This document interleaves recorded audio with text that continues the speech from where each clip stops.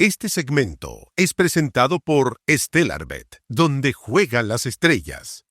El gobierno encabezado por José Antonio Kast decidió retirar el proyecto de la nueva Ley General de Pesca impulsado durante la administración anterior para priorizar reformas a la normativa vigente conocida como la Ley Longueira.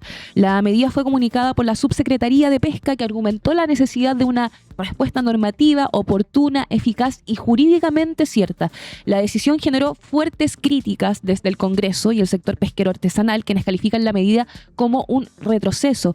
Parlamentarios y dirigentes pesqueros advierten que se debilita un proceso avanzado de discusión legislativa y no descartan movilizaciones, acusando al gobierno de favorecer intereses industriales por sobre las necesidades históricas del sector económico. Camilo. Sí, la ley de pesca había sido ingresada el año 2024 y de ahí más o menos venía tramitándose dentro del Congreso. El gobierno de Kast aprovecha un resquicio, podríamos decir, una triquiñuela que le permita al gobierno retirarlo si el proyecto no ha pasado a sala.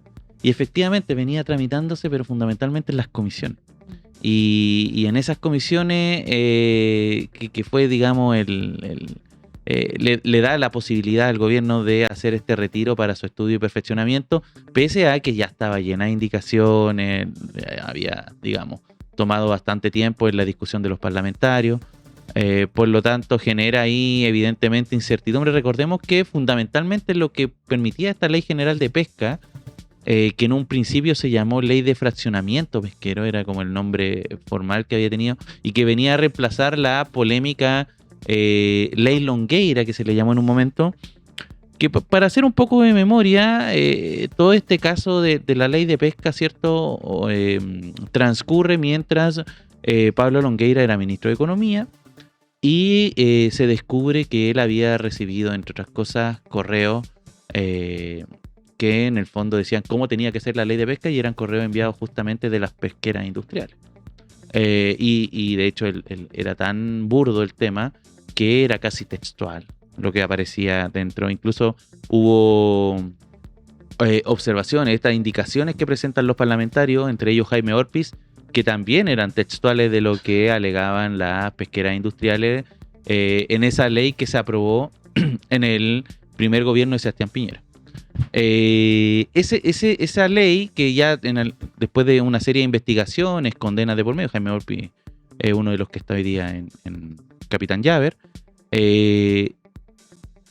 posterior, digamos, a todo ese aprobación, el gobierno de Gabriel Boric decide presentar una nueva ley de pesca justamente para aumentar las porciones de la pesca artesanal, que había sido uno de los grandes perjudicados en todo esto, y además una serie de otras medidas que en el fondo lo que permitían era mantener el ecosistema marino, ¿cierto? Que en el fondo no haya... Básicamente lo que hace la pesca de arrastre, la pesca industrial, es capturar una cantidad masiva, casi sin distinción, de peces, lo que muchas veces genera un impacto ecológico importante, porque muchos de esos peces, por ejemplo, pueden ser demasiado jóvenes, ¿cierto? Impediría la reproducción, digamos, del hábitat marino, en fin. Entonces había una serie de medidas que iban en esa línea. Y bueno, toda la discusión, todo lo que causó polémica, las investigaciones que se hicieron respecto a esto, finalmente queda en el olvido. Generó reacción bien airada de varios parlamentarios, especialmente de oposición. Pienso en Jorge Brito, por ejemplo, que es el presidente de la Comisión de Pesca en la Cámara de Diputados. También Daniel Núñez, yo lo he visto en algunos medios hablando de este tema, muy crítico también, porque finalmente lo que alegan ellos es que acá lo que ocurre es que se habilita la corrupción finalmente. Entonces, eso, muy en síntesis, con la ley de pesca. Así ha sucedido. Puesto número 2.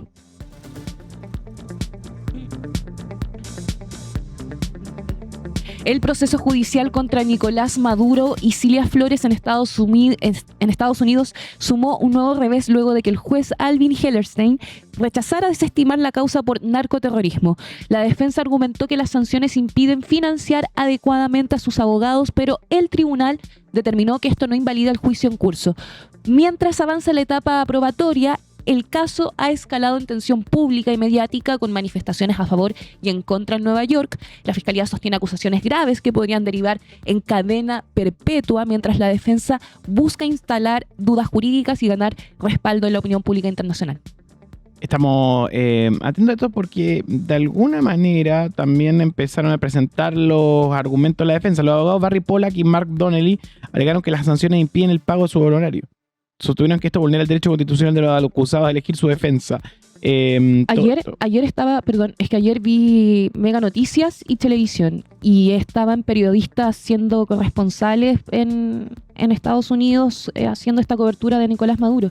Y ellos comentaban que Nicolás se ve deteriorado, se ve mucho más delgado, no tiene la misma contextura física que conocíamos antes. Igual, José, si me ayuda, hay una nota en T13 que en media. Tú sabes que no son abiertas las audiencias en Estados Unidos. Claro. Entonces, la forma que tiene la prensa de acceder a cómo está el Estado y la situación de quienes comparecen, pero esa me parece que es la anterior. Chequemos, hay una nota en T13 que dice así luce Nicolás Maduro. Así luce Nicolás Maduro gracias a los dibujos que se hacen. Que es la forma que se tiene de acceder. Esa es la imagen de ayer. Esa es la imagen. Sí, esa es. Entonces, a partir de esa imagen, sacan la conclusión de que Maduro se ve demacrado, cuando en el fondo lo que estamos viendo, en términos es una especie de guayasamín también, es como un tipo de figura tosca. Yo incluso te diría que todo se ve más o menos mal en el dibujo, como los rostros, ¿cierto? Por lo tanto no permite sacar muchas conclusiones solo a partir de los dibujos. Claro. Pero ese es el ejercicio que hizo T13 en su página web, en una nota que tenían publicada ayer. Es muy interesante eso, que el gran tema de la segunda audiencia, ahí está, dibujos revelan el estado de Nicolás Maduro. Sí. Quiero aprovechar, porque claro, con las imágenes no puedes decir mucho por la forma de retratarlo, pero con Santa María por Mega Noticias fue y dijo que Cilia Flores se veía mucho más como retraída, no hacía tantas intervenciones y Nicolás Maduro aún preservaba ese aire de mandatario, dijo Constanza. Todavía le queda fuerza, sí. Entonces. La segunda audiencia se trató básicamente de que hay un tema con los abogados de Nicolás Maduro. ¿Por qué? Porque a Nicolás Maduro le congelaron los fondos. Por lo tanto, él no puede pagar a su abogado. Entonces, lo que está alegando la defensa de Nicolás Maduro es que esos fondos se los pague Venezuela. Porque es el, comilla, presidente legítimo de Venezuela. El tema es que Estados Unidos no se lo permite tampoco. No le permite que Venezuela le pague los fondos a Nicolás. Por lo tanto, Maduro está en una situación en que no puede pagar a su abogado. En base a eso, la defensa, los abogados que siguen trabajando pese a ello con Nicolás Maduro, presentó recursos para que se desestimara el arresto de Maduro y actualmente su encarcelación, justamente porque él no tiene acceso a la defensa. Y si no tiene acceso a la defensa, se trata de algo, digamos, por lo menos trucho, ¿cierto? Como es raro tener un juicio sin un abogado defensor que te pueda proteger. Entonces, lo que dijo el juez Hellerstein es que obviamente él no va a desestimar el arresto de Maduro porque los delitos son graves y no puede simplemente decir que por una cuestión de no pago de honorarios de los abogados no va a tomar el caso, pero dijo y llamó la atención y realizó cuestionamiento de que Estados Unidos debiese permitirle el financiamiento de la defensa, ya sea a través de sus fondos propios o ya sea a través de Venezuela, que es lo que hoy día actualmente Estados Unidos impide. Entonces, él dijo que va a tomar su decisión prontamente. No era obligatorio que lo hiciera, digamos, en esta audiencia, pero lo va a hacer dentro de los próximos días. Y él va a decir finalmente qué es lo que decide respecto a cómo se pagan los abogados de Nicolás Maduro. Esa fue en general toda la discusión. Lo que le dio color también a esta segunda audiencia es que afuera de los tribunales de Nueva York se agolpearon tanto manifestantes contrarios a Nicolás Maduro, pero también adherentes. Llegaron personas a favor de Maduro a protestar. Hay unas imágenes que salieron con Neme en vivo, no sé si lo viste con el gringo. No lo viste, se viralizó porque trata de nazi al presidente de nuestro país y también trata de pedófilo a Trump. Ya. Entonces Neme le contesta que se vaya mejor a tomar un café en el Starbucks en la esquina, le dice. Esas fueron las declaraciones de Neme. Yo no lo entiendo, Neme. No sé para dónde tira a veces ideológicamente. No lo entiendes, es No. nemista. Eso, Nemista. Su única ideología es el mismo. un ornitorrinco político. como No, claro, finalmente todo empieza y termina en él. Que podríamos decir que es un individualista. No hay posibilidad de evaluarlo porque es un agitador de emoción. Eso. Sí. Sí, como que reacciona a las noticias, pero reacciona como desde Manera visceral. la emoción. Claro, desde que es adentro. una escuela también y yo discrepo de esa escuela, pero creo que hay que mantener distancia a la hora de ver esos contenidos porque te terminan afectando. Un impresionista, Claro. José Antonio Neme. Claro, puesto número 1.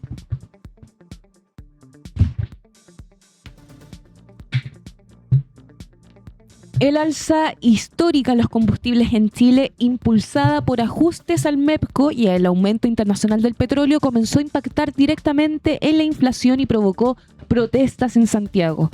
La medida, confirmada por ENAP, generó preocupación por su efecto en el costo de vida y evidenció tensiones sociales ante el encarecimiento del transporte y bienes básicos.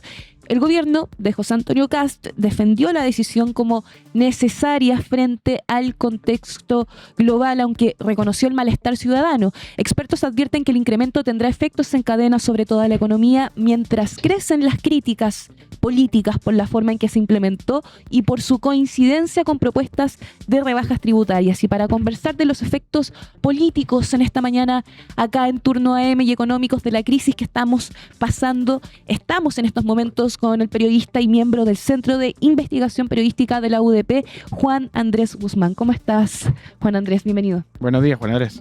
¿Qué tal? ¿Cómo están? Bien, acá estamos para pensar. Centro de Cuéntame. Investigación Periodística de la UDP, ¿No? no es de la UDP.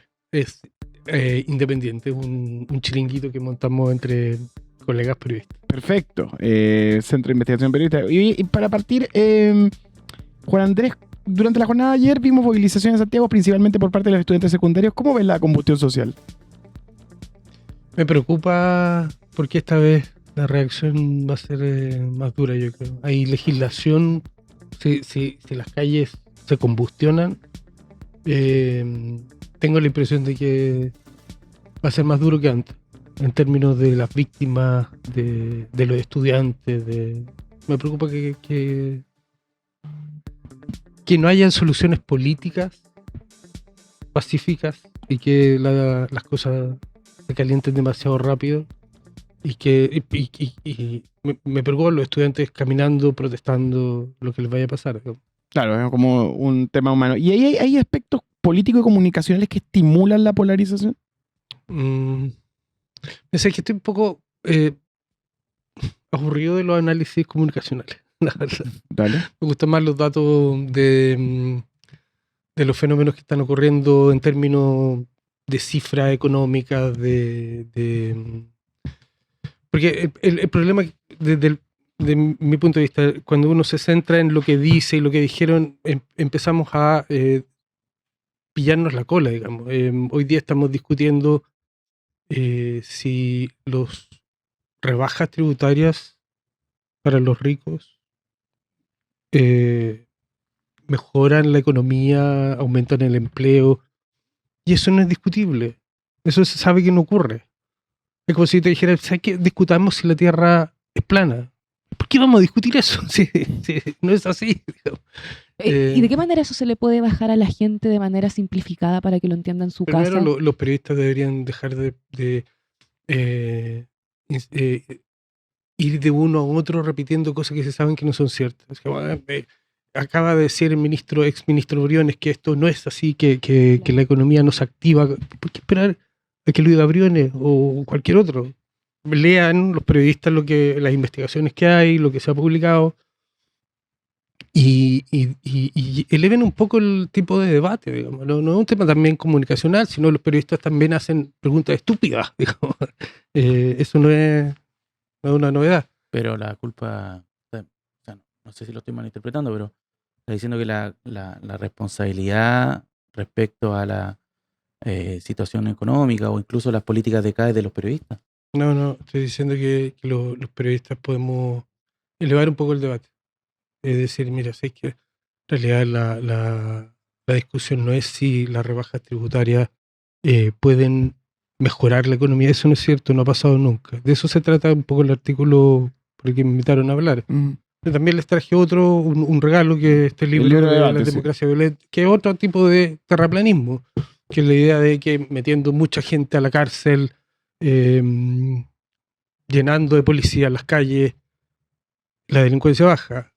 Este libro está hecho con entrevistas a especialistas de toda Latinoamérica que pelean con crimen organizado de verdad. No es que Chile sea una taza de leche, pero estamos hablando de México, de Colombia, y ninguna de esas experiencias muestra que mano dura, mucha más cárcel, tenga efectos. Cárcel isla, todas las cosas que se le ocurren en los debates chilenos y que los periodistas van transmitiendo de uno a otro. Oiga, Van viralizando. tonteras. O sea, Claro. ¿qué opina usted de que la propuesta del partido no sé cuánto sea una cárcel isla? O sea, sí, claro, podemos discutirlo, pero está mostrado que eso no resulta, digamos, no, y hay que informarse un poco ¿Y por más. qué la gente tiene esa impresión de que sí resulta y que eso le da tranquilidad? Porque ¿Qué es lo que se construye? tienen miedo y hay poca formación o preparación del periodista sobre las investigaciones reales que hay. Si tú miras un poco, echarle una mirada a este libro, está hecho con entrevistas con especialistas y lo que demuestra es que un hecho así concreto, las principales bandas de crimen organizado se estructuran dentro de las cárceles. Cuando tú tienes gobiernos que actúan con mucha violencia, porque los delincuentes no son tontos, ¿cachai? Se organizan para defenderse. Entonces tenés administraciones carcelarias que los agarran a balazos, que los matan, y ellos dicen, oye, organicémonos, que nos están matando. Y así surge, por ejemplo, el crimen organizado, las facciones en Brasil, después de décadas de violencia, digamos, del tipo de administración penitenciaria que le gustaría a muchos en la derecha. Que pasen hambre, que se saquen la cresta entre ellos. Eso tiene un retorno. Eso tiene un retorno, pero la gente se organiza, y se organizan mal, digamos, se organizan mal para nosotros. Se organizan porque esas organizaciones terminan después controlando calles. Entonces no es gratis. Lo mismo pasa con las maras en Pero El hay Salvador. un debate que es el tema de los derechos humanos, que muchas veces se instaló como, de alguna manera, transformar el tema de los derechos humanos como una estructura permisiva. Eso es lo que se instaló a nivel mediático. Sí. Y esa sensación permea al público, a la audiencia, que cree que es básicamente ventaja de los buenos y los malos. Yo creo que ese es un tema en un segundo nivel. Lo que uno hace primero es intentar ciertas políticas que están basadas en miedo y que logran respaldo electoral. ¿Mm?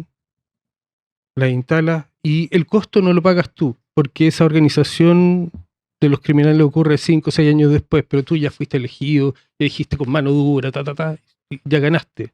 Sacaste, el político ya sacó rédito, los medios ya hicieron sus noticias, sacaron sus titulares, las elecciones se ganaron y las consecuencias se pagan después. Tenéis crimen organizado, mucho más organizado, tenéis gente. Piensa tú que así con un país que realmente aumenta, no sé, en un 25% la tasa de presos. ¿Esos presos van a estar ahí para toda la vida o van a salir?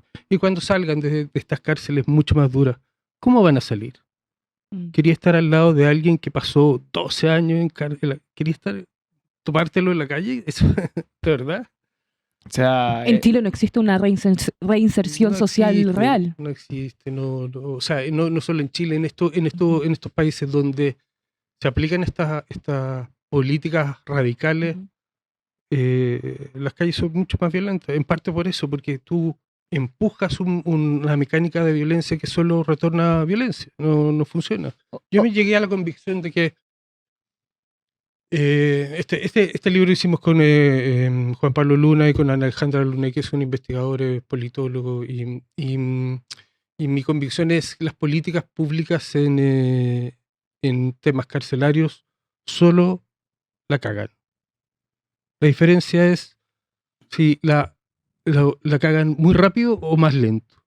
¿Okay? Tú tienes políticas muy draconianas, muy feroces, y te podís pegar un salto al precipicio muy rápidamente. Podéis tener políticas más moderadas que vayan arruinando el sistema de seguridad más lentamente, porque la seguridad no la arreglan las políticas policiales. Hay otros lados por donde se arreglan esas políticas policiales, que son políticas de salud, de educación, evitar que generaciones de jóvenes caigan en estos temas laborales, darle oportunidad a los cabros que puedan elegir otros tipos de formas de vida. Pero si tú crees que la política que soluciona y que te da seguridad es la política policial, carcelaria, militares en las calles, bueno, es la experiencia latinoamericana. Así, acá no hemos inventado nada nuevo en términos de mano dura. Maduro ha matado más gente en términos de política de persecución penal, de delitos comunes. No estamos hablando de delitos políticos, que nadie en Latinoamérica. Mucho más que, bueno, y Bukele ha encarcelado mucha más gente, pero no ha matado tanto. Maduro mató mucha gente. Al punto de que Bachelet, cuando hace sus recomendaciones de las Naciones Unidas, apunta a Maduro, a lo que se estaba haciendo en Venezuela. Ahí tenían las policías que salían a la calle con máscaras de calaveras, eran unos tipos sin ningún freno. Y no sé si uno diría que en Venezuela se controló o no el tema del crimen. Maduro está ahora como jefe de un cartel. O sea, no me queda tan claro que las soluciones radicalmente violentas tengan algún lugar donde estén funcionando. ¿Cuál es su evaluación de cómo enfrentó este problema el gobierno anterior del presidente Boric?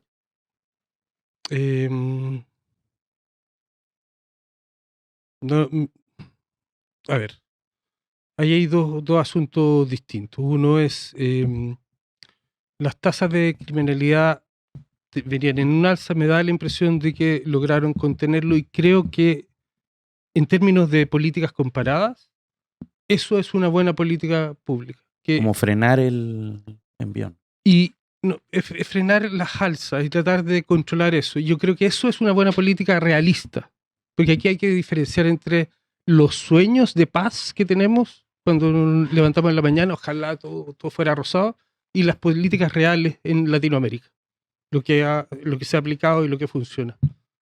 Y eso es, me parece, que lo que se puede esperar. O sea, movimientos lentos hacia abajo, ojalá una política que te incline hacia abajo los crímenes, porque la solución de esos temas no pasa por policía. Porque, mira, una cosa que es muy extraña en términos de que todos pensamos que son policías, pero nunca el accountability está en el director de Carabineros. La solución es policíaca. Bueno, pero entonces, ¿por qué no cambiamos al director de Carabineros cuando las cifras son malas? Tienen mucho más recursos. Eso fue lo que hizo el gobierno pasado. Le dio mucho más recursos. Se reconoció que le dio más recursos. Bueno, no sé si el rating de este programa baja, alguien del equipo tendrá que pagar, ¿no? O sea, ser responsable del... Bueno, acá las políticas son policiales.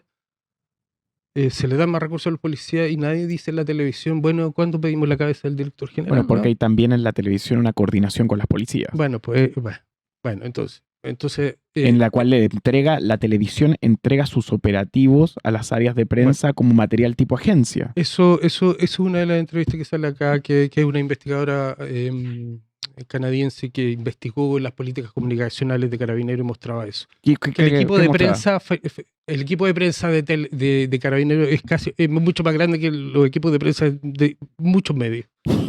O sea, ellos le entregan también la información y el contenido. El material hecho, digamos, le entregan, no sé, la programación y el rating de éxito se lo entrega la policía a los canales. Evidentemente, después de eso, no podéis fiscalizar bien a las policías. Pero ese ya es como la parte, digamos, que explica cómo se sostiene el modelo.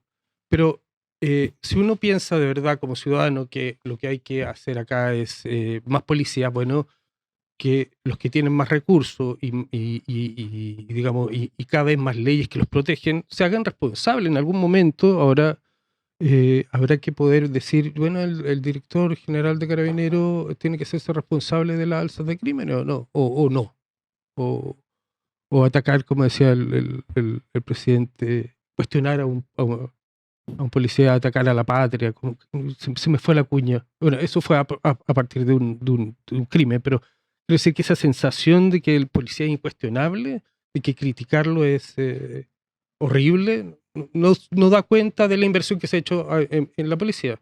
Sabemos que uno de los lemas también de campaña de Kast era la seguridad, pero ahora el 71% de los recortes del Ministerio de Seguridad se va a concentrar también en Carabineros. De hecho, son 51.000 millones menos en su presupuesto. ¿Cómo tú lo proyectas de aquí a un tiempo más? Mira, yo no he seguido esta parte está un poco sorprendido con el tipo de discusiones y me concentré. Yo estoy haciendo un postdoctorado de investigación académica en otra área, entonces no estoy tan al dedillo con la evolución de los anuncios y de las políticas. Me parece que están un poco perdidos en varias áreas. La forma en que se enfrentó el tema del combustible está mal, claramente. Y en términos de las policías, yo estaba esperando, así, haciendo mis cuentas rápidas, que para solucionar este impasse comunicacional se anunciara rápidamente el despliegue de tropas porque eso es, digamos, una cosa esperable como de las campañas. Yo creo que todavía este gobierno está en campañas, con discurso de campaña. Entonces, que mañana o pasado, digamos, no, vamos a desplegar en la frontera al ejército y vamos a hacer intervenciones policiales. Porque yo creo que ahí como que se equilibra un poco en esa lógica que tenían de usar el miedo para sustento político. Estaba esperando eso. Me sorprende un poco esas rebajas, pero creo que son cosas bastante menos relevantes, porque no van a despedir carabineros, no se van a quedar sin bala, digamos, no sé bien en qué afecta operacionalmente esas bajas de presupuesto, digamos, si son reales o no, digamos, en términos de que... los temas de fondo son, mira, tú vivís en La Pintana, tú tienes derecho a saber cuántos policías hay hoy día protegiendo esa zona versus la cantidad de policías por habitante que hay en Las Condes o en este mismo barrio de Providencia. ¿Tenéis derecho a saber y comparar y sentir que hay una injusticia de uso de recursos, por ejemplo? No, pues, eso no se puede saber porque esos son temas de seguridad.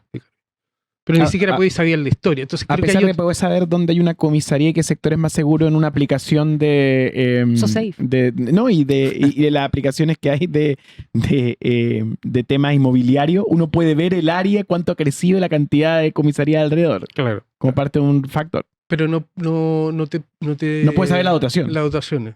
Y ni siquiera la histórica, porque uno diría, no, porque si tú informas las dotaciones, los delincuentes van a saber dónde... No sé. Yo creo que todos intuimos, saben todos qué áreas son más seguras o no. Lo que pasa es que si tú ocultas esa información, tú no puedes decirle a nadie, oye, pero ¿por qué en una zona hay un carabinero cada 100.000 habitantes y en la otra hay uno cada 20.000? Esa discusión es la que se evita, no es un tema de seguridad. Entonces, temas de presupuesto y son anuncios, ¿no? No están ocurriendo ahora. Creo que los problemas de seguridad tienen hay otros enfoques que hay que aplicarle a esto. Juan Andrés, por otra parte, aprovechando que tú también has escrito sobre esto, al principio lo mencionaste en el programa, pero creo que sería bueno profundizarlo. Le suben a la benzina a la clase media porque no hay plata, pero al mismo tiempo el programa de gobierno insiste en bajar el impuesto de primera categoría a las grandes empresas. Y el argumento de republicanos es que esto reactiva la inversión, genera empleo, este famoso chorreo que hemos visto también en televisión. ¿Hay alguna evidencia real en Chile o en el mundo de que haya funcionado alguna vez o es lo que Paul Krugman llama una idea zombie? Nunca ha funcionado. Nunca. No sé cómo decirlo. Pero alguna evidencia. Es como la Tierra no es plana. No, ya paremos. ¿Cuántas veces lo vamos a decir? Sí, pero el tema es que hasta ahora nadie comunicacionalmente, ni siquiera en televisión, en los últimos lo días, saben perfectamente, la lo gente saben no- todo, digamos, y nosotros yo entiendo el asunto, pero creo que digamos, que tampoco conseguimos mucho repitiendo la Tierra no es plana, porque hay estúpidos que van a creer todos por los ejemplo, días. yo no lo sé, Está como bien. periodista. Ya, Y me bueno, imagino que, pero hay por que- ejemplo, mi hay familia que- tampoco lo sabe y creo que hay- sería bueno también explicárselo a la ¿Sabes lo que gente. pasa? Que una vez que lo diga, va a durar una semana y a la semana siguiente vamos a estar preguntando lo mismo. Como que hay una parte, hay un problema humano y de la esperanza. sí, también de que lamentablemente sí las políticas públicas son cada vez más complejas y entonces uno se queda con la cuña y entender bien cómo están funcionando estructuralmente las cosas se nos escapa a todos. Eso es verdad, digamos. Entonces es una discusión que volvemos a tener. La verdad es que el artículo que nosotros publicamos ahí en Tercera Dosis está hecho, es un artículo que se hizo el 2020. Era un working paper de unos investigadores del LSI y se publicó el 2022 y sigue siendo válido hoy día. No hay ninguna evidencia. Es una investigación que reúne 50 años de rebajas tributarias a los ricos. 50 años de rebajas tributarias. Y no hay ninguna evidencia de que rebajar los impuestos a los más ricos reduzca, dinamice la economía, mejore el empleo. Lo único que ocurre con eso es que los ricos se hacen más ricos. Sorpresa. Tú rebajas los impuestos a los ricos se hacen más ricos y no pasa nada bueno para la sociedad. 50 años de evidencia de economistas de la LSI. Y nada, después de eso vino una evidencia práctica que es el gobierno el gobierno inglés más corto de la historia. Liz Truss. Se dice cortito porque duró 2 semanas esa primera ministra, que aplicó esta idea de que rebajar los impuestos a las grandes corporaciones, a los más ricos, iba a dinamizar la economía y el mercado dijo, al loco, van a indemnizar el Estado. Se generó una crisis horrible y rompió el récord del gobierno más corto de la historia de Inglaterra. No sé si antes de este siglo había gobierno más corto, pero duró 3 semanas como primera ministra Liz Truss. No sé si se acuerdan, lo pueden buscar en... Sí, Liz Truss. Y el política y la causa de eso fue esta aplicación de esta política que se llama trickle down, una cosa así, que es yo recorto impuestos a los ricos y la economía crece, se dinamiza, y lo hemos escuchado cientos de veces. Ya hasta Briones creo que lo desmiente, pero recurrimos a Briones para porque así nos sentimos validados, no es una cosa izquierda, lo está diciendo Briones. Mira la lecera en la que estamos parados, digamos. Tenemos que decir esto porque lo podemos decir porque lo dijo Briones. Oye, Igual lo que pasa ahí es que no es menor el tema de que hay, de hecho, si uno considera todas las escuelas de economía del país, la posición que domina es esa. La escuela clásica, la escuela neoliberal, derechamente. Bueno. Y es todo un armatoste de Sí, pero profesionales defendiendo justamente sí. esa posición. No es como que sea la tierra plana, que no hay ningún ejército de personas que se distribuyen por los medios a defender la posición de que justamente si uno baja los impuestos se dinamiza la economía, hay crecimiento económico y ese crecimiento chorrea para abajo, la tesis del chorreo de la dictadura. Hay que mirar evidencia, no declaraciones de... porque lo diga alguien con muchos papeles, digamos, trae evidencia. Este paper se publicó en una revista económica, fue revisado por pares y están los datos. A los que están proponiendo que esto ocurre, que te digan cuándo ocurrió y que discutan esto, pero no ha pasado, nunca ha pasado. Y que analicen el caso del gobierno británico de Liz Truss. ¿Por qué los mercados se volvieron locos con eso? ¿Por qué ella cayó? Bueno, porque estaba desfinanciando al Estado. ¿Qué es lo que está de fondo de discusión en esta política? Que es, ¿cómo vas a mantener políticas públicas si tú haces esta rebaja? Con un Estado que está quebrado, ¿no? Cuando dicen el Estado quebrado y lo tienen que retirar es porque están ya entendiendo por fin que no están en campaña, sino que hay inversionistas que dicen, ¿cómo Chile está quebrado? O sea, la plata que tengo ahí la voy a perder. ¿Y se la saco? No, es una cosa peligrosa incluso, bueno, a nivel de estructura de mercado y para la gente. Hay un asunto, y hoy día yo no sé si, no me he dedicado a mirarlo, pero cuántos economistas están de verdad defendiendo una rebaja tributaria de este tipo. Tomando en cuenta lo siguiente, que no es solo una rebaja tributaria, sino lo que están proponiendo también es la integración, volver a la integración. ¿Y qué significa eso? Hoy día Chile, digamos, las empresas tributan un porcentaje y los dueños, cuando retiran sus utilidades, tienen que pagar, tenemos un sistema semi-integrado. Un porcentaje de lo que pagó la empresa, ellos lo descuentan. Antes de esto es la reforma de Bachelet. Antes de eso, tu empresa pagaba y tú hacías como que todo lo que pagó la empresa lo habías pagado tú y entonces solo pagaba la empresa, no pagaba el dueño de la empresa. Este tipo de reformas que vuelven a la integración lo que hacen realmente es que el dueño de la empresa no pague impuestos, paga solo la empresa y no sé qué mente o qué imagen se tiene de un empresario en Chile, ideal y idílica, no sé, que un empresario con mucha más plata en su bolsillo, no en la empresa, sino en su bolsillo, porque él no paga impuestos, va a usar esa plata para invertir. ¿Por qué no sé? O sea, a comprar un auto, o más casas, o a jugar a la bolsa.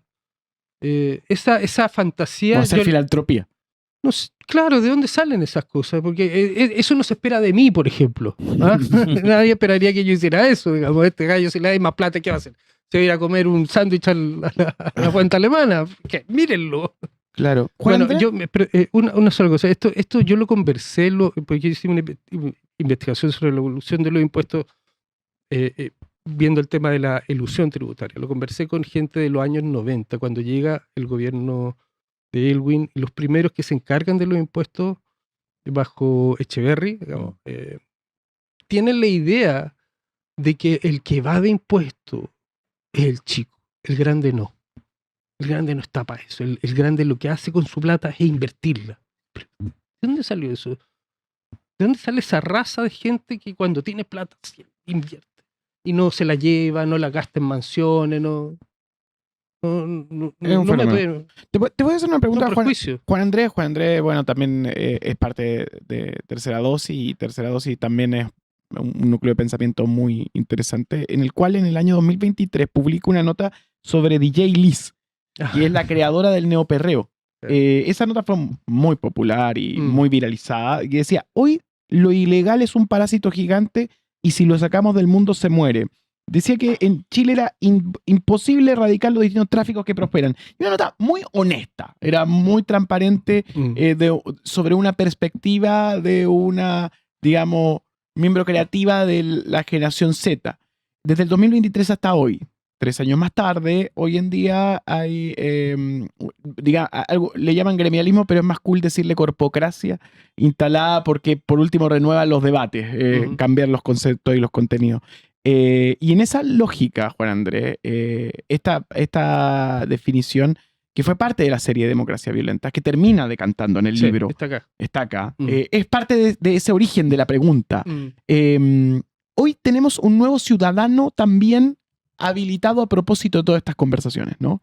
Lo que tratamos de ver con esa entrevista era justamente eso, ver cómo estas discusiones de marginalidad y de droga no correspondía solo, digamos, no había que mirarlo solo desde el punto de vista de políticas públicas, sino como las vidas de las personas están modificadas a través de estas segregaciones, falta de oportunidades, droga, instalación de...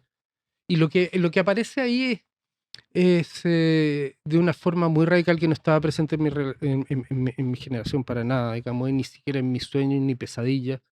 Es la opción de un grupo importante de jóvenes que ve en la democracia, viviendo en democracia, que su futuro puede ser solo ser puta o narco. ¿La olifanización de la sociedad? Es que eso es una forma muy linda de decirlo, ese puto narco, weón. Poética. No, pero me parece, es que por eso creo, es que yo creo la renovación de los conceptos como Ya. vía Sí, te entiendo. de conversación, porque es como si ocupamos las terminologías del ayer, la gente siente que esa historia y no se siente apelada. Puede ser. A eso voy. Ya Es entiendo. una posición a nivel está bien. comunicacional. Más allá de La tuya de la es, conversación, es sí. definirlo bajo los viejos términos. Sí, te Puto entiendo, narco. te entiendo. Pero, Pero no te pare- para mí, porque y ya, independiente de cómo lo llame, creo que la reducción de los horizontes tiene que ver con te evidencia lo profundo que es todo este problema y por qué la política no, digamos, la seguridad no va a cambiar con policías. Cuando tus horizontes son esos dos, van a seguir siendo esos dos si tenéis 1000 policías en la calle o 10.000 o 100.000. Esos son tus horizontes de vida, de proyección. No se te enseña nada más. Eso es una de las cosas que reclama Alicia Yas de Penco.